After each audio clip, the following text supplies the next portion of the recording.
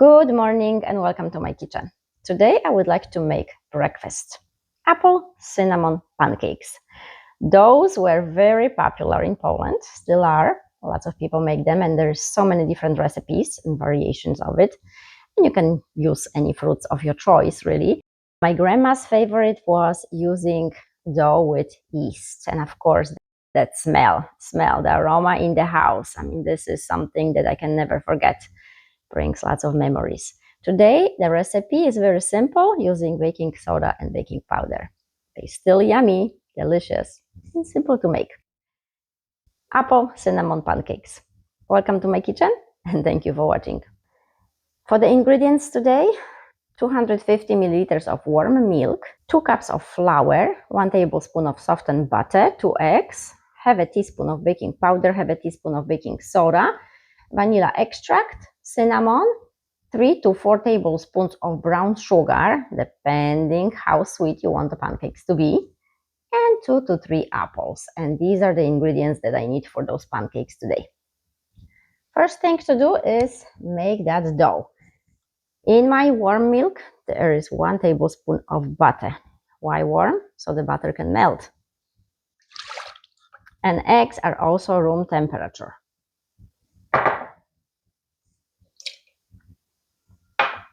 And brown sugar. In my flour, pinch of salt, half a teaspoon of baking soda and half a teaspoon of baking powder. Okay, some vanilla extract.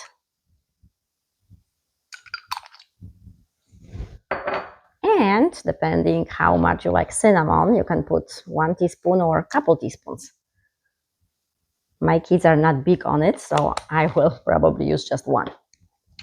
Okay, before I start, I want to mix it so the flour doesn't spread all around the kitchen. Okay, and it only takes 2 to 3 minutes for all the ingredients to mix nicely. And now I will need to leave it to rest for like 15-20 minutes. And while this butter is resting, I can cut up some apples.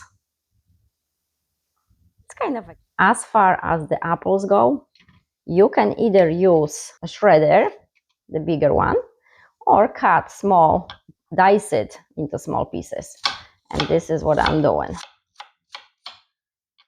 I will come closer to show you how small those are. And this is how small I dice those apples.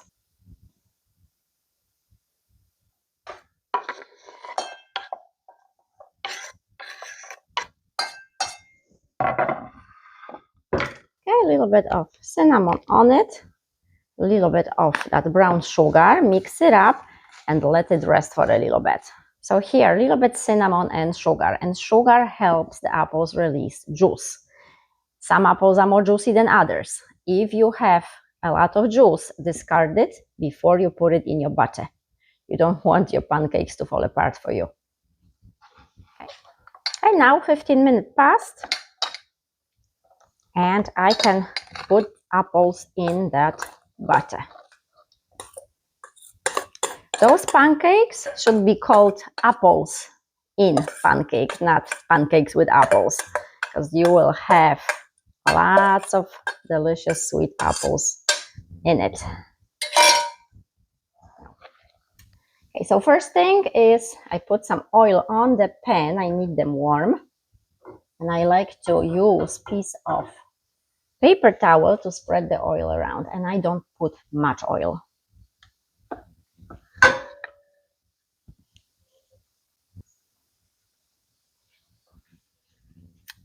When you pour those pancakes on a pan, because they have so many apples, make sure the apples are spread evenly.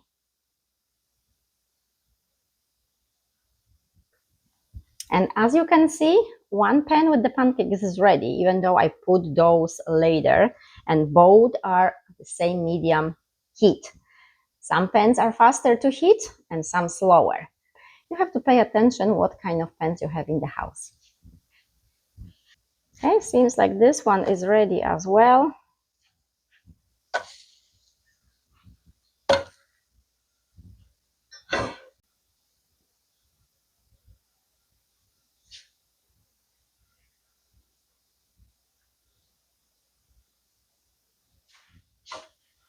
Okay, this one ready to go on a plate.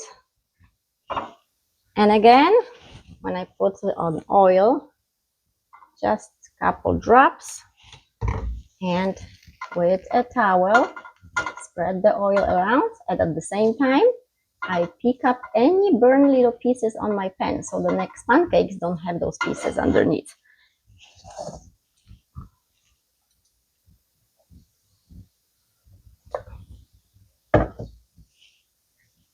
And I want to spread the apples evenly.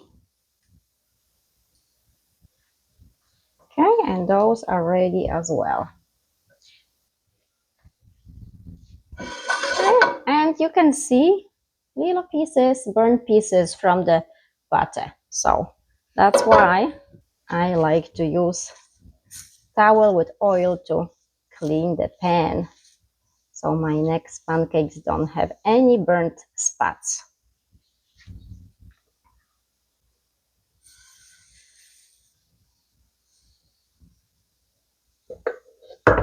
And you do the same thing until you finish all you have.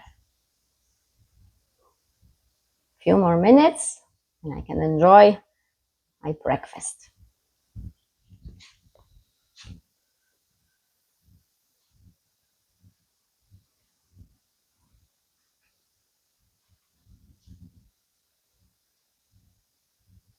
Okay, those are ready to go on the other side.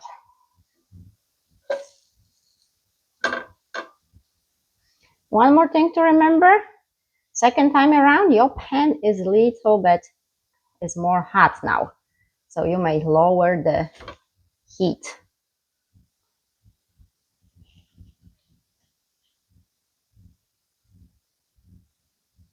Okay, almost done here. Well enough. Those pancakes are very moist. There's so much apples in here. Those apples are all over. They should be called apples in pancake butter instead of pancakes with apples and cinnamon. Very moist, very delicious. If you love apples, for sure you will enjoy those pancakes. Thank you for watching. Smacznego. Bon appetit.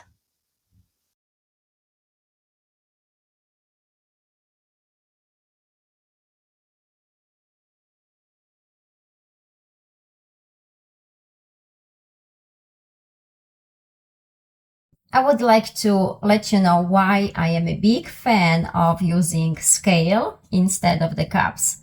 I do put measurements in cups, so it's easier. As you know, I'm from Europe, so everything for me is in grams.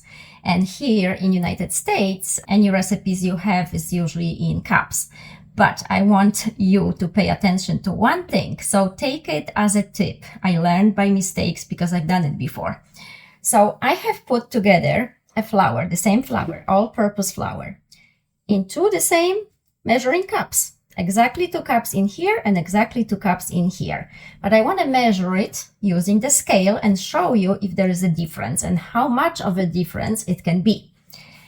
So here is the first 2 cups of flour, as you can see, 2 cups.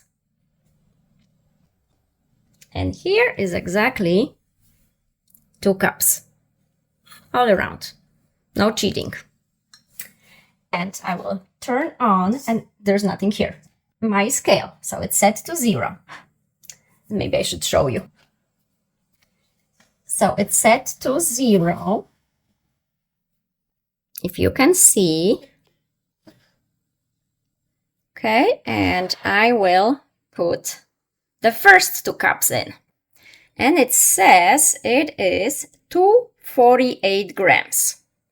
So now I will take this into a different cup, and it's empty. Put it back. It comes back to 0. And now the other 2 cups. All of it. And this one is 314. So now you can see that 2 cups are not created equal, right? They do not measure on a scale the same. So why is that? Well, it's all about handling the flour. If we are gentle with it, the flour is fluffy, it's light, and then 2 cups, nice fluffy flour. If you handle the flour, shake it, kind of bang it, on the surface somewhere, it loses its volume because it becomes dense. So you keep adding to have exactly 2 cups, right? Well, but it's much, much more heavier. It's much, much more flour that you need. So if you ever had a cake and you tried to follow the measurements and directions and the cake wasn't quite the way you hoped, it wasn't as fluffy, it wasn't as delicate, it wasn't as soft, well, maybe because there was too much flour. So it's just a tip, and I hope you will find it helpful to kind of pay attention to how we handle flours. I know how it is when you bake something and you put your, heart into it, time into it, and then it doesn't come out the way you hope for. And it's frustrating. So I hope this helps. Thank you for watching.